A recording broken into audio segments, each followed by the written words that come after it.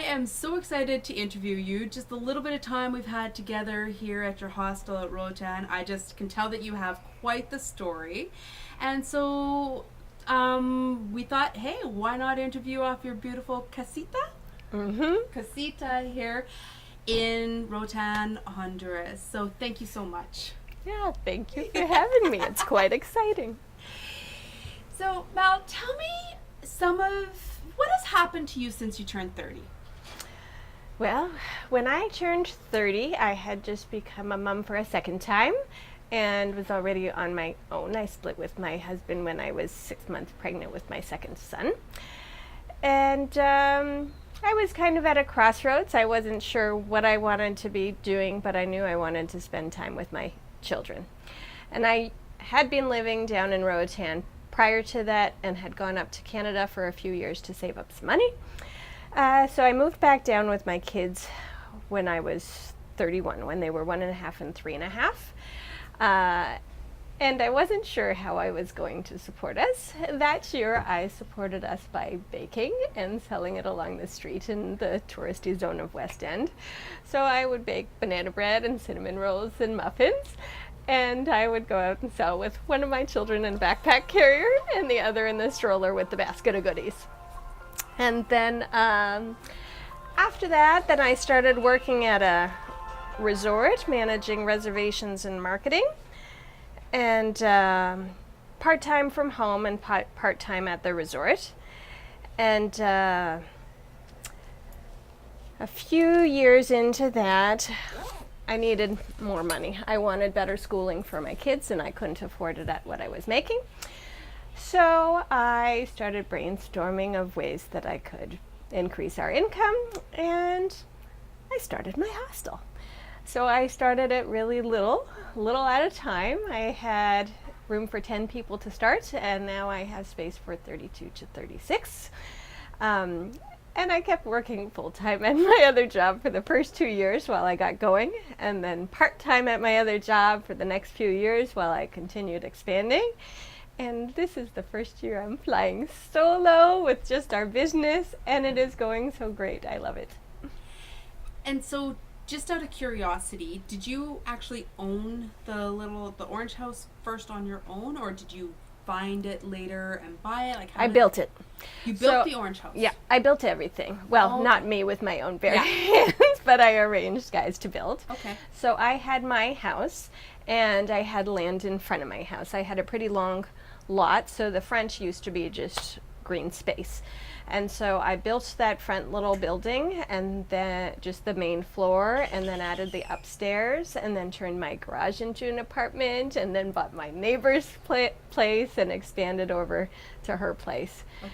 And then this last year, we've added on a little restaurant, and so. And when did the container apartments come about? So we had one that I bought from my neighbor. I bought my neighbor's place. She had this little house that we're in that we called the casita, and she had a converted shipping container, 40-foot container that she'd converted to an apartment. So when I bought her land, it came with the little house and the shipping container. And then I saw the inside of the shipping container, and I thought, this is a great idea. So I bought another little shipping container last year, which was a 20-foot shipping container. So it's a bedroom and bathroom with a little porch in front. And then this year I added one more to the Cando family. So that's another 20-foot one. So we've got 2 Cando juniors. They're the kids in the family, and then the mama Cando.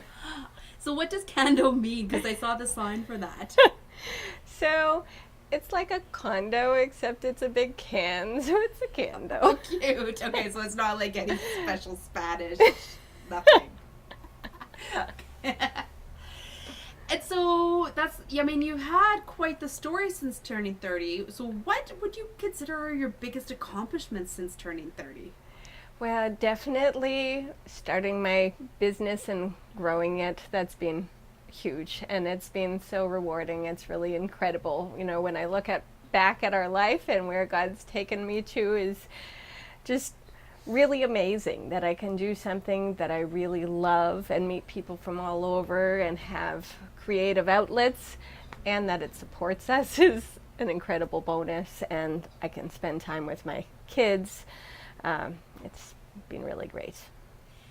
And what kind of attitude do you think you possess to reach all these accomplishments? Because obviously you've got something in you that keeps you going.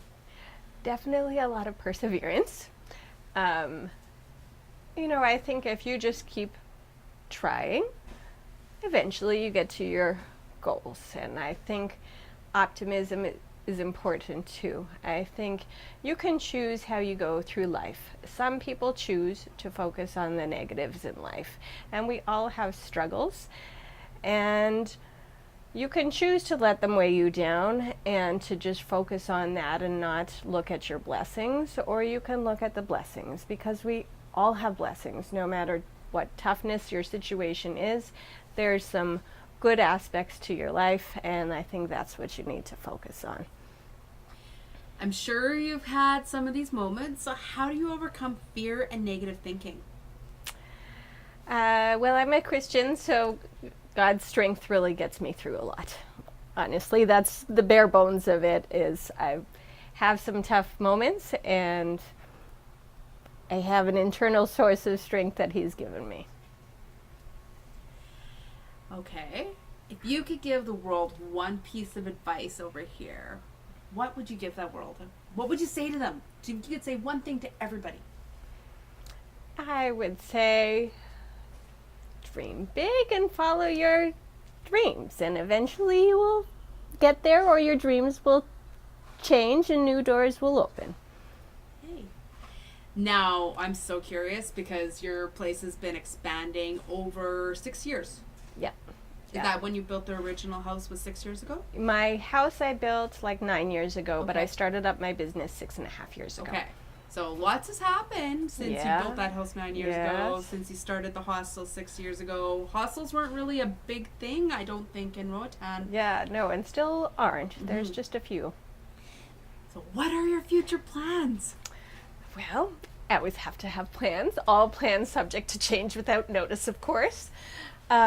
So where the restaurant is going to be my future house as an empty nester, and the restaurant will move into my house, and my house, the rooms of the house will be converted into little rentals.